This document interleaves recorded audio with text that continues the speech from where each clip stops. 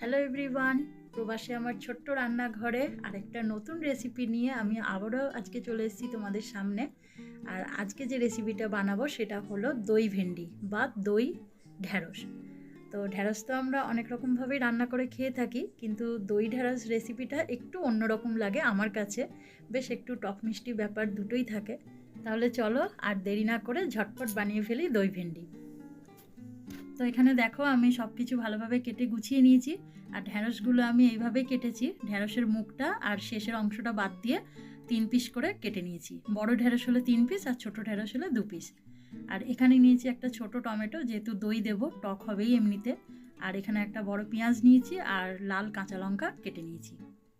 আর এছাড়াও এখানে এই যে দই একটু ফেটিয়ে নিয়েছি, এখানে 3 চামচ মতো দই আমি ফেটিয়ে নিয়েছি। আর এখানে নিয়েছি হাফ চামচ মতো আদা বাটা আর 1 চামচ মতো রসুন বাটা। তো সবার প্রথম ওভেনে আমি একটা ফ্রাইং প্যান বসিয়ে নিলাম। এবার এটা গরম হয়ে গেলে তার মধ্যে দিয়ে দেবো 2 চামচ মতো অলিভ অয়েল।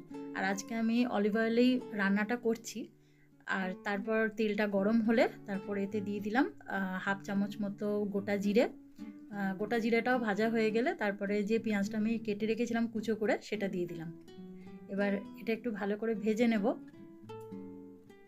এই যে পেঁয়াজটা অনেকটাই দেখো ভাজা ভাজা মতো হয়ে এসেছে। এবার এতে আমি যে কাঁচা লঙ্কাটা কেটে রেখেছিলাম, লাল কাঁচা লঙ্কাটা, সেটা দিয়ে দিলাম।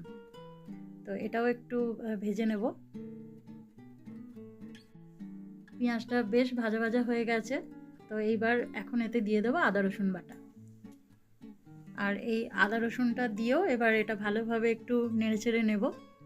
আর এটা ভাজতে ভাজতে এবার এর মধ্যে দিয়ে দেবো এই যে টমেটোটা কেটে রেখেছিলাম কুচো করে, সেটা দিয়ে দেবো।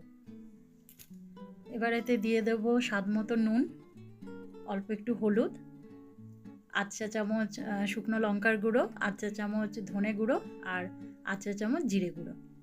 আর এতে একটু রং হওয়ার জন্য দিলাম 1 চা চামচ মতো কাশ্মীরি লাল লঙ্কার গুঁড়ো।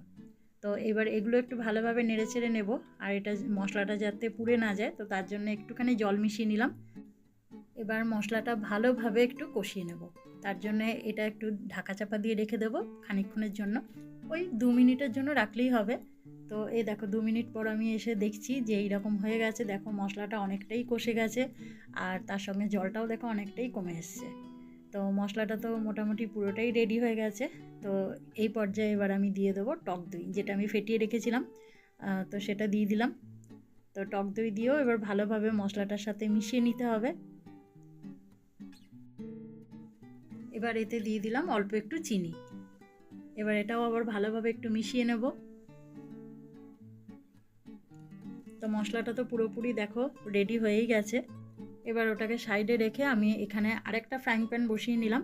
এবার এতে ওই 1 চামচ মতো আবার ওই অলিভ অয়েল দিয়ে দিলাম। আর এবার আমি ওই ঢ্যাঁড়সগুলো যেগুলো কেটে রেখেছিলাম সেটা অল্প করে একটু ভেজে নেব। আর এটার ক্ষেত্রে বেশি তেলের দরকার পড়ে না, এটা ঢাকা চাপা দিয়ে মানে এটাকে একটু ভাজলেই দেখবে ঢ্যাঁড়সগুলো এমনিতেই নরম হয়ে যায়। আর আরেকটু তাড়াতাড়ি নরম হওয়ার জন্য আমি এর মধ্যে একটু অল্প করে দিয়ে দেবো নুন। তবে নুনটা একটু খেয়াল রেখেই দিও, যেহেতু প্রথমে আমি মশলাটা কষানোর সময় নুন ওতে দিয়েছি। তো এতে একটু সামান্য দিতে হবে যাতে ঢ্যাঁড়সটা তাড়াতাড়ি করে একটুখানি নরম হয়ে যায়। এবার দেখো ঢ্যাঁড়সটা অনেকটাই কিন্তু আগের থেকে নরম হয়ে এসেছে। এবার আমি ওই যে মশলাটা রেডি করে রেখেছিলাম সেইটার সঙ্গে ঢ্যাঁড়সটা মিশিয়ে নেব।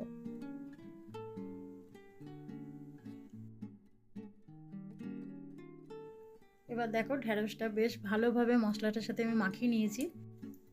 এবার এতে অল্প করে একটু জল দিয়ে দেবো। ব্যাস, জলটা দেওয়ার পর আবার একটুখানি ভালোভাবে পুরোটা মিশিয়ে নিয়ে এটা একটুখানি এই ধরো 3 মিনিটের মতো ঢাকা চাপা দিয়ে রেখে দেবো। এই দেখো এখন অনেকটাই কিন্তু জলটা শুকনো হয়ে এসছে আর বেশ মাখা মাখা মতো হয়েও গেছে। আর ঢ্যাঁড়সটাও খুব সুন্দরভাবে কিন্তু সেদ্ধ হয়ে গেছে। তাহলে এটা তো পুরো কমপ্লিট। এবার একটা বাটিতে আমি সার্ভ করে নেব।